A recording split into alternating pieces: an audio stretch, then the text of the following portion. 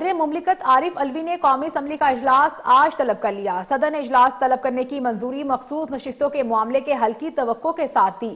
صدر نے نگران وزیراعظم کے لہجے اور لگائے گئے الزامات پر تحفظات کا اظہار کیا۔ نگران وزیراعظم کا لہجہ قابل افسوس ہے۔